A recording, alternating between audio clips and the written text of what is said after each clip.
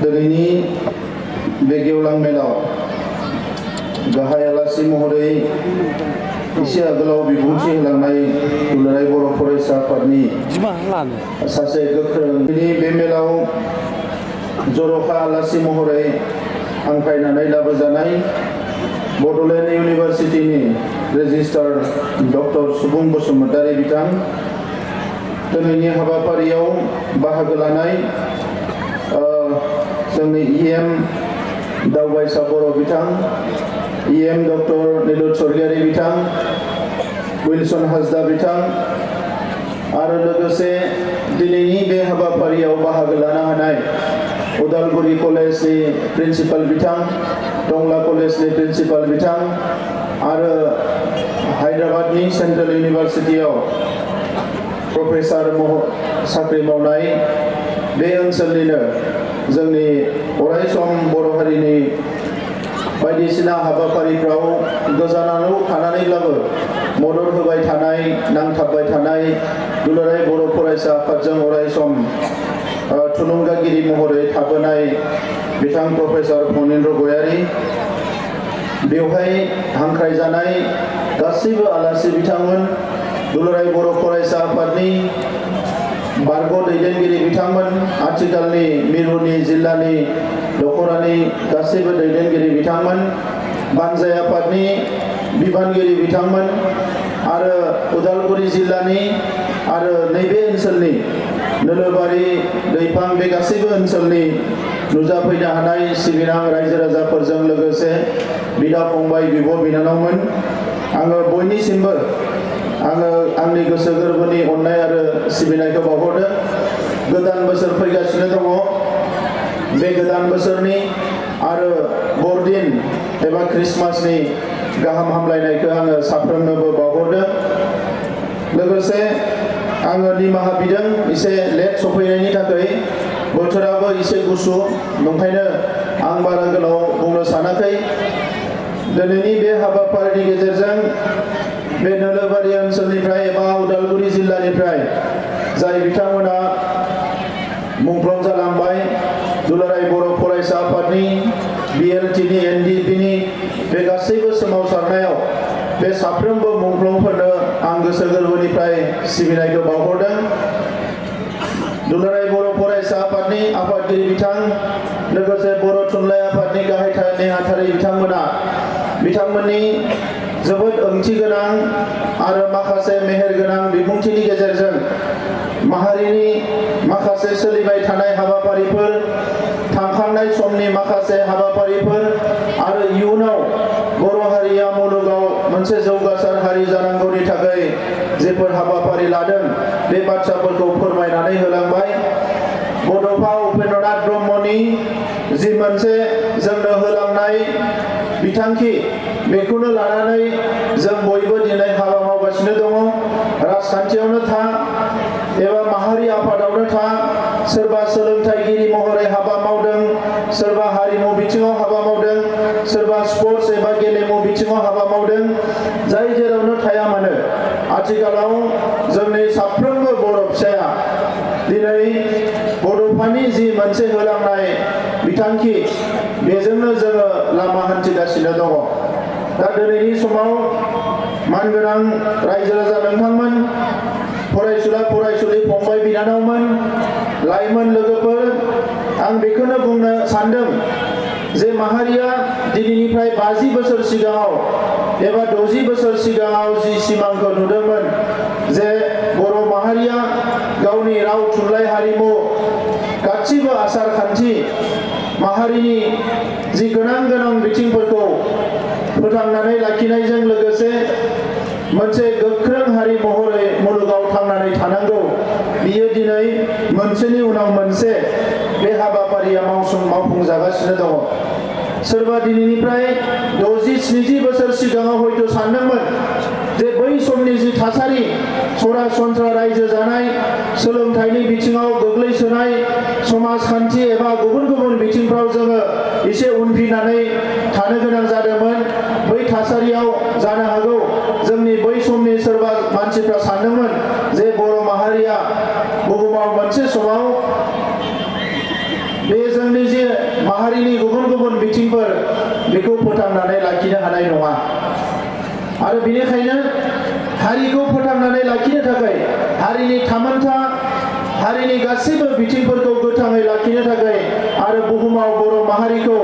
मोनसे गोथां हारि महरै गायसननो थाखाय बै समनि दैदेनगिरिफ्रा सोमावसारनायखौ जागायदोंमोन। गुरुदेव कालीचरण ब्रह्मनिफ्राय लानानै जि मोनसे बर' माहारिनि फारसे सांग्रांथि लाबोनायनि जि मोनसे हाबा मावनाय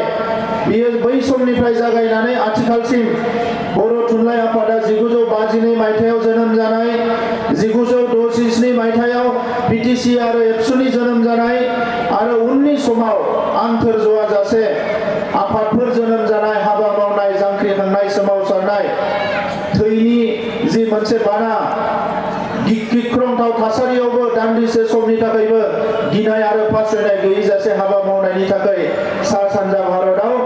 दिनै जोंनि माहारिया मोनसे जौगासार माहारि महरै लासै लासैनो दावगालांनो हमदों। दिनै नायनानै लासै लासैनो जोंनियाव कनफिडेन्सआ बिश्वासआ बारानिफ्राय बारा जादों। जेसेबां नाख्रेबनाय एबा नासयनाय थाया मानो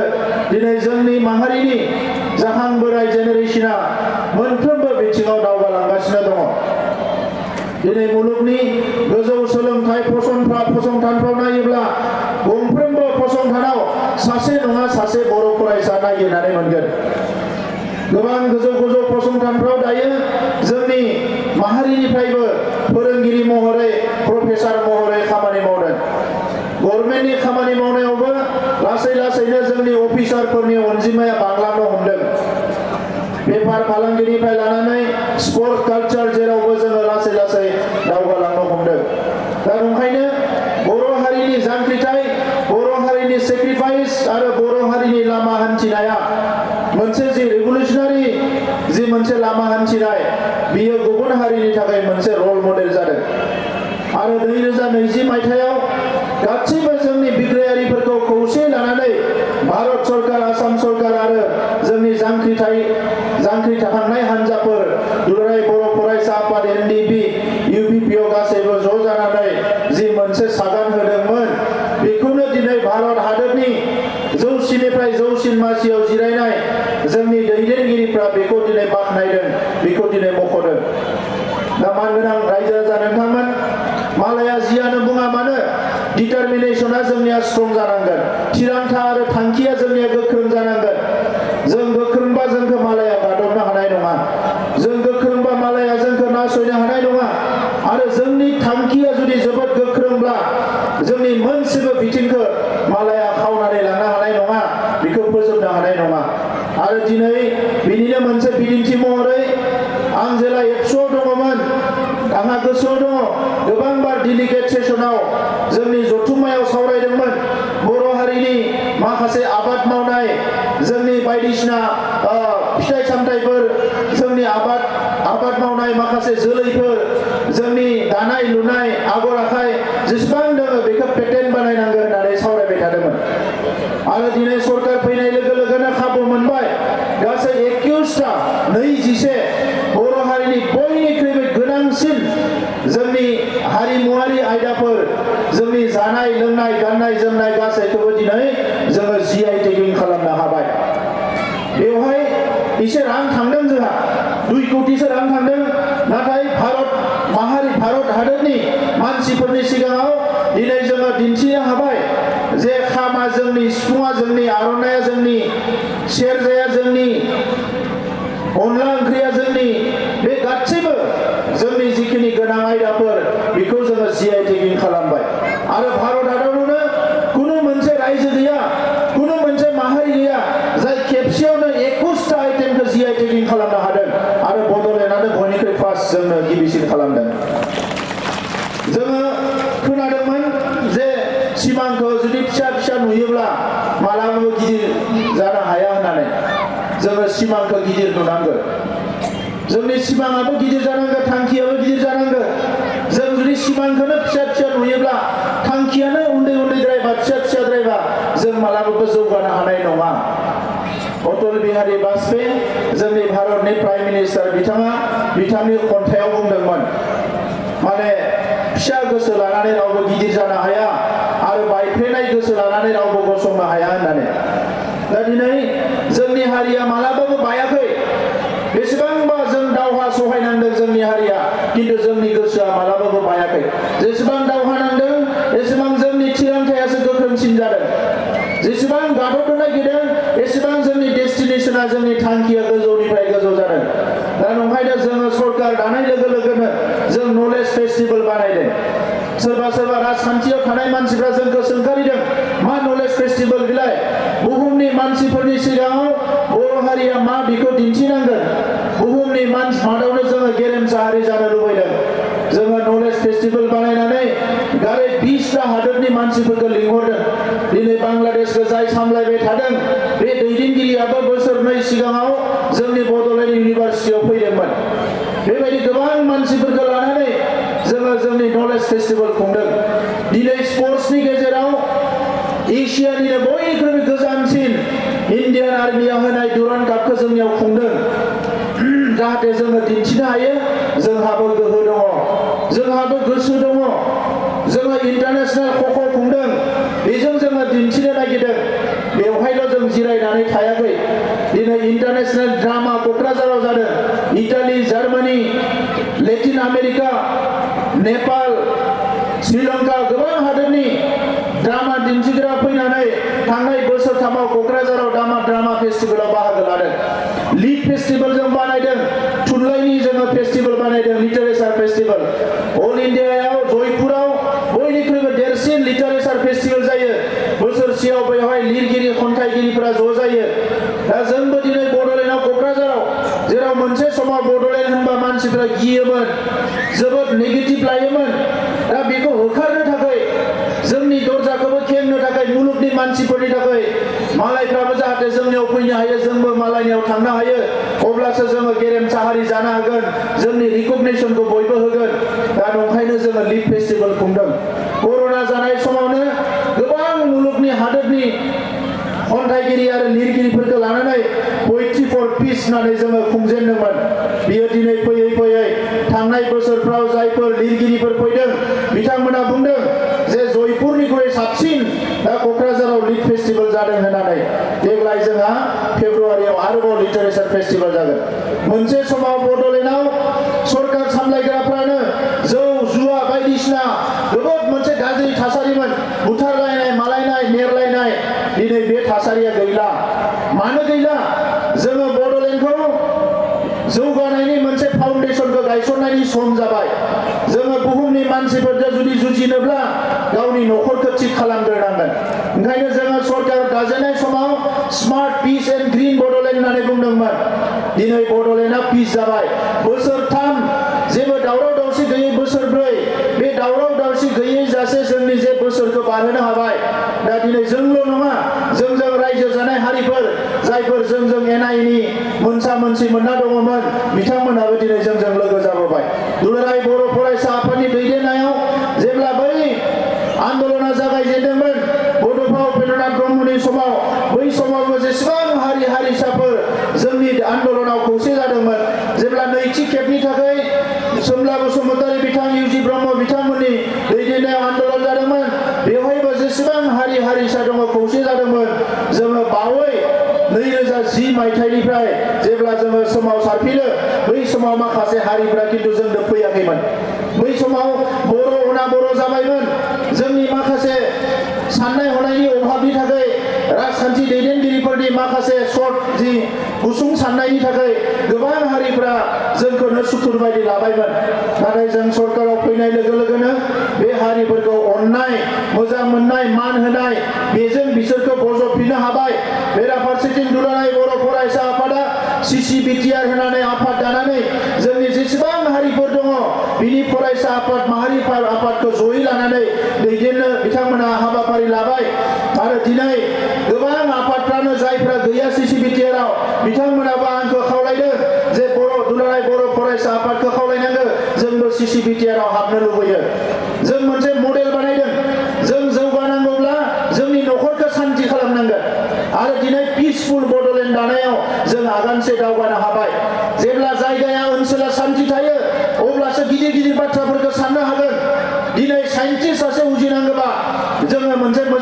थासारि नांगोन बेफार फालांगि खालामनोबा मोजां थासारि नांगोन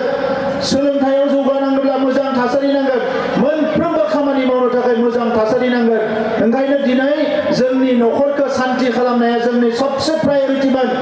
जोंनि हाग्रायाव थानाय बिदा फंबायफ्राबो न'आव फैबाय दिनै एसे रिहेबिलिटेसनाव गोदानाव एसे जेंना जागोन लासैनो समाजजों बिथांमोनाबो गोरोबलांनानै समाजनि थासारिजोंनो बायदिसिना हाबाफारिफोरखौ बिथांमोनाबो मावलांनो हागोन दा नंखायनो 1 नाम्बार थांखियाव जों जाफुंसार जाबाय जों ग्रिन बड'लेण्ड होनदों बड'लेण्डआ मानो ग्रिन जानांगौ दिनै मुलुगनाङैनो बोथोरा दिनै मा होनदों ग्लबेल वार्मिं जाबाय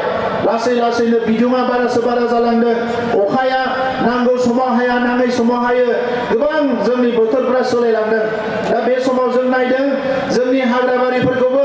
दानस्राङै थांनाय 30-40 बोसोराव मानास हाग्रा रायमना हाग्रा गासैबो हाग्राबारिफोरखौ दानस्रांजोब्बाय दा बेवहाय जोंहा फैगौ रोजा बोसोर जोंनि जेनेरेशन टु जेनेरेशन जोंनि फिसौफ्रा फैबाय थानाय आथालनिफ्राय आथाल बेवहाय संसार जानांगोन बे थासारिखौ मोजां खालामनानै दोनलांनांगोन दा नंखायनो दिनै बड'लेण्डआव गोदानै रायमना नेशनेल पार्क जों फोसावफिनबाय सिखना जोहोलाव नेशनेल पार्क जोङो मोननै हाग्रा ओनसोलखौ दिनै फिन जोङो आरोबाव जोंनियाव गोदानै जोङो नेशनेल पार्क फोसावबाय आरो साहा ओनसोलाव बिफां लाइफां गायनायनि माखासे थांखि लादों जाहाथे जोंनि थासारिखौ इनभाइरनमेन्टखौ आबहावाखौ जों मोजां खालामनानै लाखिनो हायो थांनाय बोसोरनैसोआव जों नुदों जोंनि ओनसोलावबो हा सिंनि जि दै गोथौनिफ्राय गोथौआव थांगासिनो दङ बे दैखौ जोङो जेरैखि जाया लाखिनांगौब्ला जोङो बिफां लाइफां गायनांगोन प्लास्टिक बाहायनायखौ खमायनांगोन बे बिथिङावबो जोङो सांग्रां जानांगोन ट्राइबेल माहारि होननानै जोङो आगोलनि बायदि सरासनस्रा खोथाखौ सानबाय थाबा जानाय नङा जोंनि गासैबो बिथिंखौ जोङो साननो हानाय जानांगोन थामथियाव स्मार्ट बड'लेण्ड ओनसोलखौ आथिखालनि जि साइन्स आरो टेक्न'लजिनि जि मोनसे आर्टिफिशियेल इन्टेलिजेन्सनि समाव जोङो लेखा रोंगौ ना रोङा बेजों हिसाब गैया दानि समाव लेखा गोरों होनबा कम्पिउटार रोंनांगोन टेक्न'लजि रोंनांगोन दा दिनै जोंबो बड'लेण्डआव मोनसे काउन्सिल सरकार होननानै फासयनानै थायाखै सा सानजा भारतआव आसामाव दिनै जिखिनि गासै 10टा सिक्स सिडिउल काउन्सिल दङ बिनि गेजेराव बड'लेण्डआनो फार्स्ट सिक्स सिडिउल काउन्सिल जेराव जोङो अफिस बानायनो हाबाय जोंनि अफिसफ्रा लासैनो खुनु फाइल गैया जासिगोन इन्टारनेटजोंनो डाइरेक्ट अफिसा सोलिनो हमबाय जोंनियाव क'क्राझाराव बेजों लोगोसे जोङो दायो जोंनि हानि जि लेखाफोर 100% जोंनि हानि लेखाफोरा डिजिटाइज जाजोब्बाय नोंथांनि आखायाव जि लेखा दङ बे एखे लेखायानो दायो सरकारनि अफिसाव बड'लेण्ड सरकारनि रेभिनिउ अफिसाव डिजिटाइज जाबाय नोंथाङा गुगोलाव नागिरना मोनसिगोन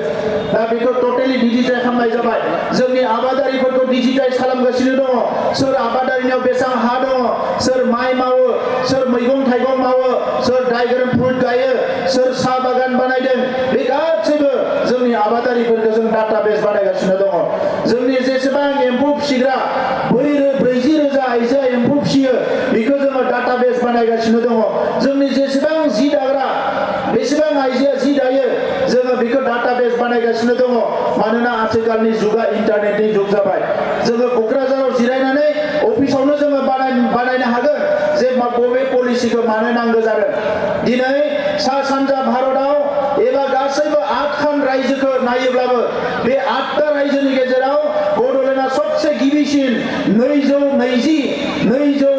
जोङो नलेज सेन्टार बानायनो हाबाय बेयो सा सानजा भारतआव बिनेश्वर ब्रह्म नलेज सेन्टार जेराव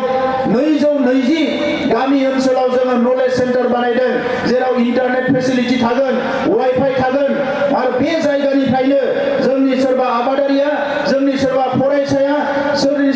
सोरबा जायखिजाया सेक्सननि मानसिया इन्टारनेटनि गेजेरजों सारा मुलुगाव रायज्लायहरनो हागोन बे बेबस्थाखौ दिनै बड'लेण्डआव जोङो नाम्बार 1 खालामग्रोनो हाबाय फैगौ 6 मासनि गेजेराव बे 220 नलेज सेन्टारा लुफुंजागोन बिनेश्वर ब्रह्म नलेज सेन्टार आरो बेवहाय जोङो इन्टारनेट फेसिलिटिखौ खालामगोन 40 मानसिया जिरायनानै ट्रेनिं लानो हागोन आरो 1000 लेखा बेवहाय थागोन जायखिजाया पार्पसाव जोंनि गामि ओनसोलाव रायजो राजाफ्रा बेखौ बाहायनो हागोन दामान गोनां रायजोफोर दिनै मुलुगा जोबोद जौगालांदों जोंबो जौगालांनांगोन जोङो दासो जाखांफुनाय दासो जागायजेननाय होनना उनफिननानै थाबा जानाय नङा सारा मुलुगखौनो दिनै टेक्न'लजिया दिनै सोलोंथाइया साग्लोबजोब्बाय जोंबो दावगालांनांगोन आङो गोजोननाय मोनदों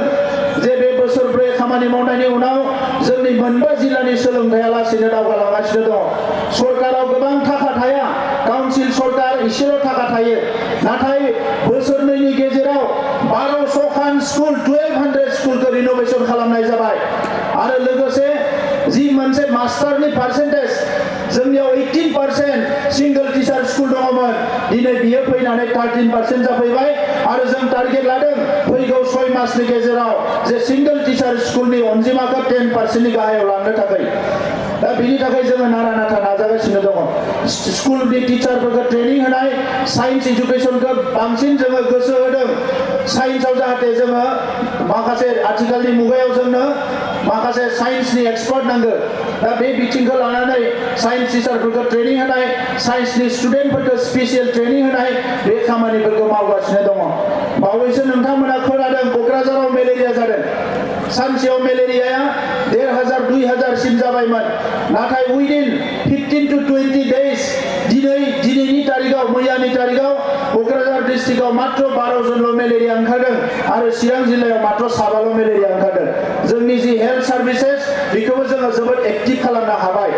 दा ओंखायनो दिनैनि समाव जोङो मोनसेबो बिथिंखौ गारनो नागिराखै स्कुल एडाप्शन प्रग्राम सोलिदों बड'फा सुपार 50 बेखौ देग्लाय जोङो सुपार 100 खालामनो नागिरदों जोंनि फरायसाफोरनि फरायनायनि अनजिमाया बांबाय बेनिखायनो सुबिदाखौ जों होनो नागिरदों जायफोर PhD खालामग्रा